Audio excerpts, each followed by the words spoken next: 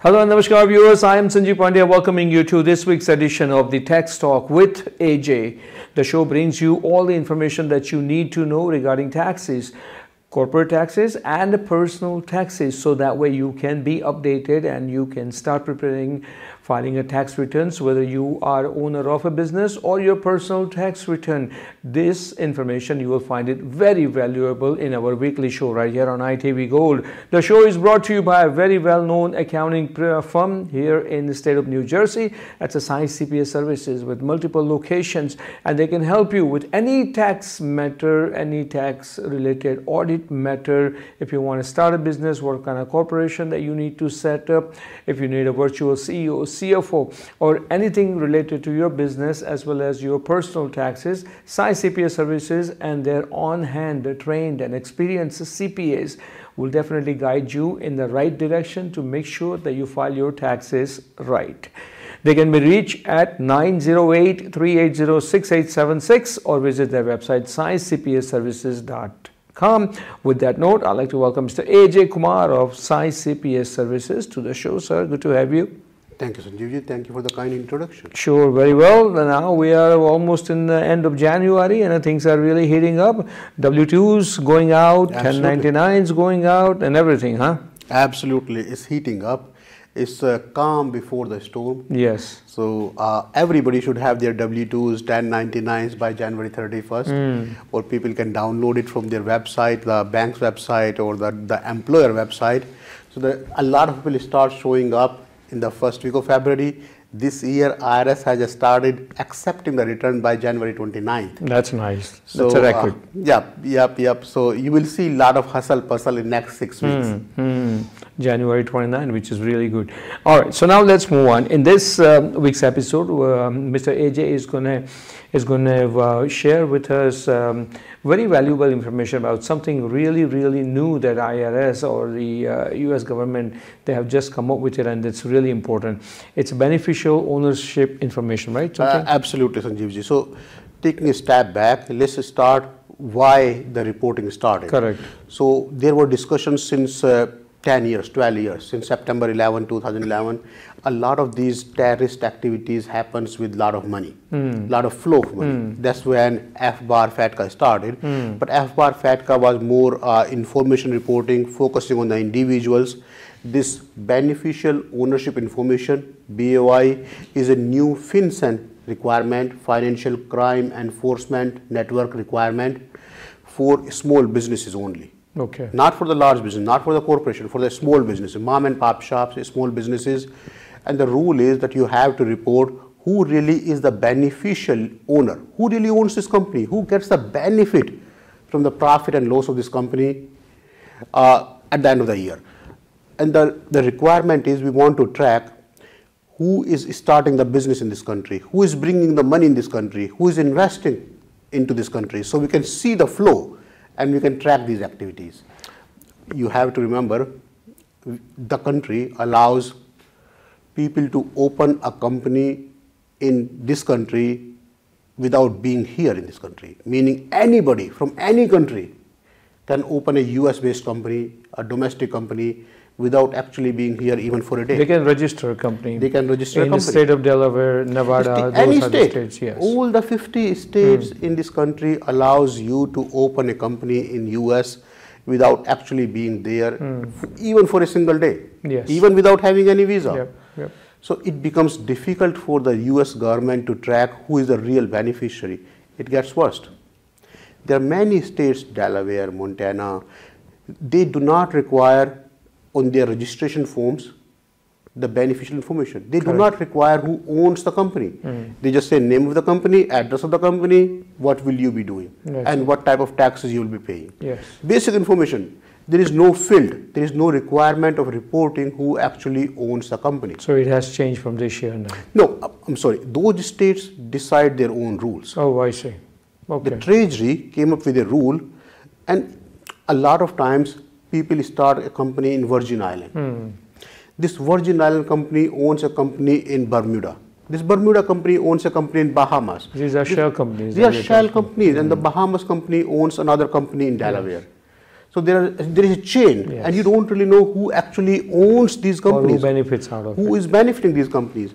So the rule was created by Crime Enforcement Network, FinCEN, the same department that tracks the FBAR, FATCA 8938 filing, for small businesses to track who really owns these businesses. When you say small businesses, what amount that you would set up as a small business? Well, large corporations, public companies, banks, insurance companies, accountants. Then why you say small companies? They are part of that, right? I'm sorry, these companies are not required to file BOI. But one of the main reasons to have these shell companies is that people want to park their millions of dollars in it. So why would they qualify under small companies? Wonderful question. So a lot of large corporations, publicly listed companies, insurance companies, banks, accountants have to go through a lot of scrutiny to get the license. Yes. In order to list your company to public, you have to go through SEC, Security Exchange Commission. They will do a lot of due diligence. So for the company that are exempt, those companies we already have the information on. Okay. In order for you to get an accounting license to practice as an accountant, you have to go through several different departments, including the fingerprinting, including a lot of things.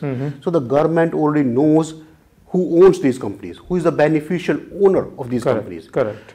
If you think about a publicly listed company, a large corporation, there could be millions of owners, millions of stockholders. So we can't really track those things. And in order for you to list the company, the real beneficial ownership is already reported to us. Okay. So those type of companies are exempt. What we are tracking right now is the bakeries, the grocery store, the laundromat, all these stores, all these mom and pop companies. You can open up these companies, are real estate companies, the shell companies, where you don't really, the investment companies. Yes. You don't really know who is the real beneficiary. The company is owned by another company that's located in a Virgin Island.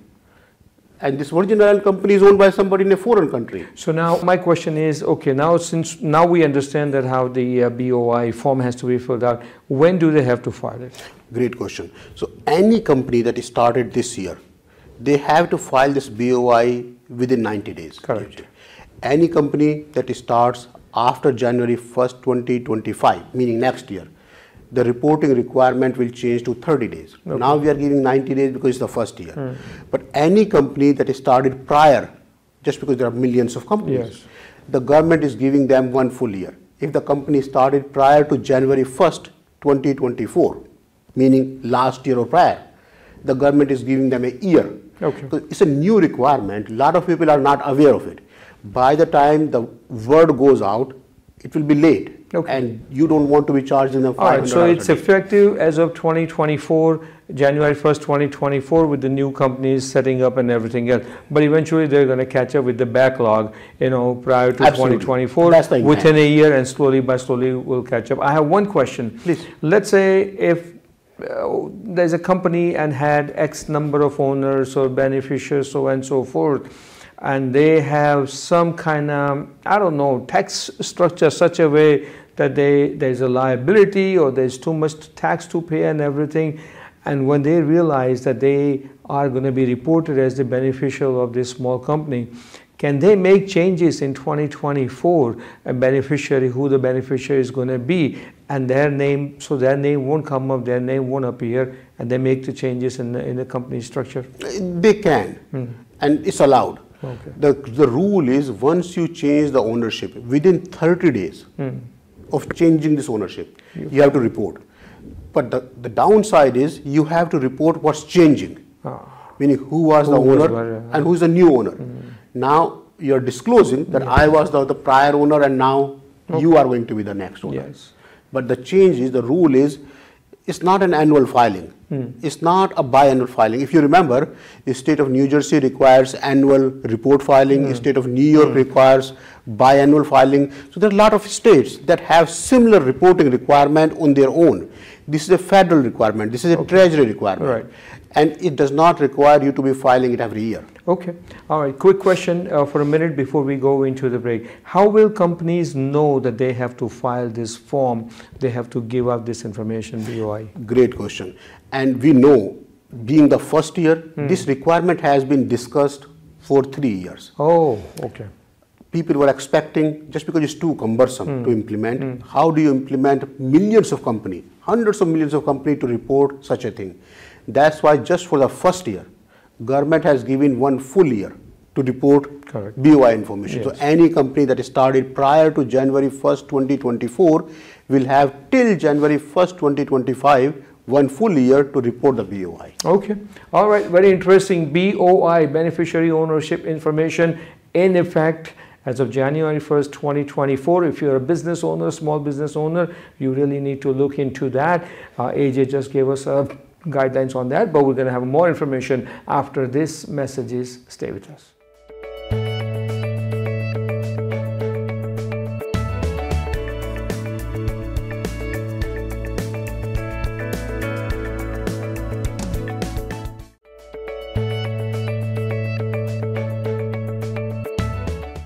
Did you know there are 14 countries in this world that do not have any income tax? For example, UAE, Bahrain, Kuwait, British Virgin Island, Bahamas. How much is the income tax, you ask? 0. No income tax. 14 countries. I thought it was interesting to know that there are countries where you don't have to pay any income tax. So there are 14 countries, but you mentioned only 5 of them. Well, they are the main 5 countries UAE, that you would know. Bahrain, Kuwait, and then the Bahamas and the British Virgin Islands. Now, if there is no personal income tax, how do they survive? Well, yes, absolutely, wonderful.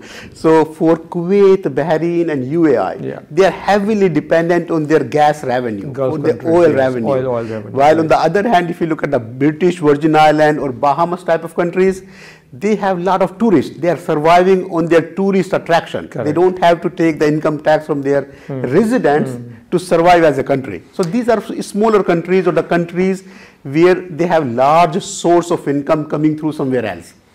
How can you be citizen in one of these countries? So Absolutely. that way you don't have to Each pay country tax. has a different requirement. I remember looking at Bahamas, you have to be living there, you have to own a property over there. Correct. In order to become the resident over there. All right, that leads me to a question that maybe in the next episode or sometime soon, you should come up with the facts about, in the USA, what are the states they have 0 income tax?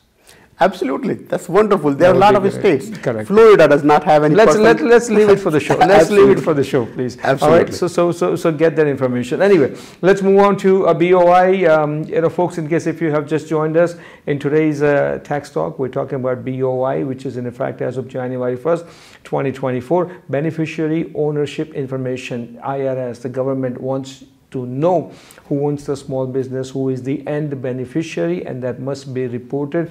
There are various ways to do it, which AJ discussed earlier. Now, where to file, where to report this? Absolutely. This is not an IRS filing requirement, Sanjeevji. It goes to Treasury, the same department that accepts the FBAR and FATCA. Okay. So they have given their website, they have given a link. You go to their website. If you are a domestic business owner, you upload a copy of your driver's license over there, that I own this much company, this is my percentage ownership, and this is my picture ID. If you do not have a US driver's license, you upload a copy of your passport showing clearly your picture, the address, that you own this much percentage of company. The intent is to track who actually benefits out of this company.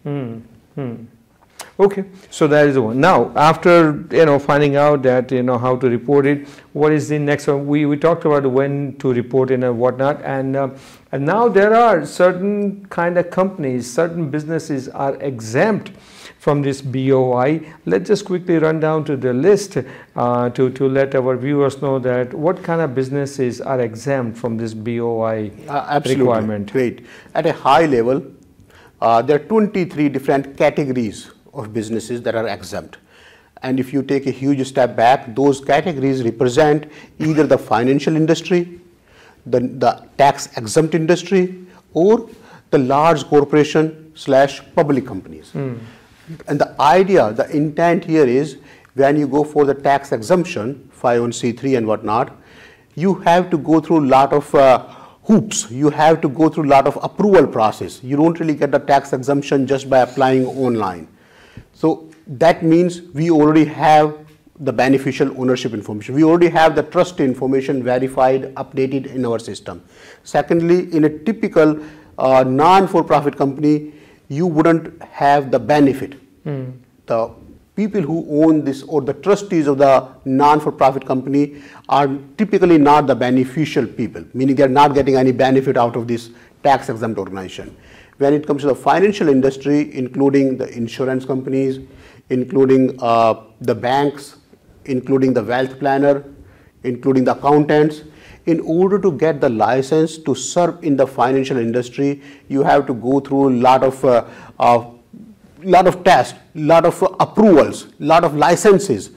And as a part of those requirements, you even go for fingerprinting. So if you are an accountant, if you are a wealth planner, insurance company, in those situations, bank, you do not have to go through BOI filing requirement. Okay, that's interesting. If you are a public company, of course, in order to go through Security Exchange Commission, in order to list your company to public, you have to go through a lot of formalities. And having that beneficial ownership information reported for 1 million owner in a public company is not possible. Okay. So utility company, large corporations, public companies do not have to report the beneficial ownership information. Okay, interesting. Now quickly, run down some of the things that are important related to this BOI. What is substantial control in BOI? So if you own more than certain percentage, currently defined as 25%, then you are seen as substantially controlling the corporation, controlling the organization. So sometimes, let's say somebody else owns the company, your brother owns the company, your sister owns the company, your child owns the company, but you are the president, you are making the decisions over there. In that case, you still have the filing obligation, you still have the reporting obligation. So if you have substantial control on the company, in some cases, a company owns another company. In that case, how do you report the company information? Do you report the parent company's EIN? No, in that case, you look at the requirement as direct or indirect ownership. It's not just who directly owns the company. If a company owns another company, then you go to the parent company and see who is the beneficial owner, who is the ultimate beneficial owner. Yeah. And that's what you report for the child company, for the subsidiary. Really? Interesting. All right. So besides that, what else do we need to know? We basically covered everything else. You have really given good information on this BOI. Is an updated BOI report required when the type of ownership interest a beneficial owner has in the reporting company changes? Absolutely. So if there is any change in the beneficial ownership, as you rightly asked in the first segment, a lot of people you will see either closing the company in the near future, or changing the ownership. Correct. And it's a process. But any change in the BOI requires you to report the change within 30 days of that change, when the change happened. Yeah, and then when they make a change, they also have to report it, that why there is a change and who was the owner, who was the beneficiary owner before the change, right? Absolutely. So absolutely. You really can't run away, from the fact. A lot of people will be counting on the fact that millions of companies are reporting it. Being the first year, you still have an opportunity to clean it up. If there is any changes, you can still make it now, make it today. But try reporting it. A lot of people are not aware of it. A lot of people are, and please remember, the first filing requirement is within 90 days. Meaning, if you are starting a company, within 90 days you have to report it. Right now, all the accountants of the country are going through a busy tax season. Nobody has time to be talking about BOI. Everybody is talking about taxes. By the taxes finish, 15th April, a lot of people will already be out of that window, of the 90-day window. Correct. So you just have to make sure that if you are exposed, if you are a small business owner who is exposed to BOI, please talk to somebody, research yourself, and make sure you do the right thing. Okay. And the last question, that if somebody owns more than 25% or more of the ownership, they all have to list down, that 25% for this person, 10% for this person? Absolutely. And they have to report a picture ID. They have to include a picture ID, either a driver license, passport copy, or some sort of official government picture ID. Okay, all right. Then is it really safe for me to say that if somebody out there who's watching our show and really wants to have this BOI information up to date and then want to go and report it, can they contact Science CPA Services? Absolutely. We'll be happy to help. We'll be happy to guide you in the right direction. All the accountants of the world are working on it. There is a lot of hush-push about it. A lot of people are talking about it. The timing is very important. Please remember, especially for the foreign companies, we expect the scrutiny to be higher. Just remember, the department that's tracking it is the same department that tracks FBAR and FATCA filing. FBAR, foreign bank account reporting, or FATCA, reporting the foreign assets, are tracked by Treasury, the same department that will be tracking the BOI. Even though BOI is implemented for the domestic companies as well, but the intent is to see who is the real owner. If you are a domestic owner, through Schedule K1, through your LLC, through your S Corp, we already know who you are. You are reporting it in your personal taxes. So the intent behind the rule is to track people who are trying to hide something, either through the shell companies or through the foreign companies. We see a lot of foreign company owners who do not report, who do not file any income taxes in this country. Okay. So this type of requirement will not only force them to file the taxes, will allow us to withhold proper taxes. Something interesting to know, and this week we learned BOI beneficiary ownership information. As Mr. AJ said, that for any question or you want to get more details, contact Science CPA Services 908-380-6876 or visit sciencecpaservices.com. You'll see it on the screen. In the end, financial quote of the day. So today's quote is, if you don't find a way to make money while you are not working, while you are sleeping, you will continue to work till you die. A lot of people in this country, Sanjeevji, they work 40 hours and whatever they earn, they spend. There is no saving. That's why people have to work until they die. They continue have to work. So you have to figure out a way to earn passive income while you are not actively working. Okay, and that's a quote by Mr. Warren Buffett, one of the individuals that I admire most. With that note, I'd like to thank AJ for your time. Thank you so very much. Viewers, thank you for watching the show. Next week, we'll have more update for you, and this is the Tax Talk with AJ on ITV Gold. I am Sanjeev Pandya, wishing you all happy and the tax-free days ahead. So long. Thank you.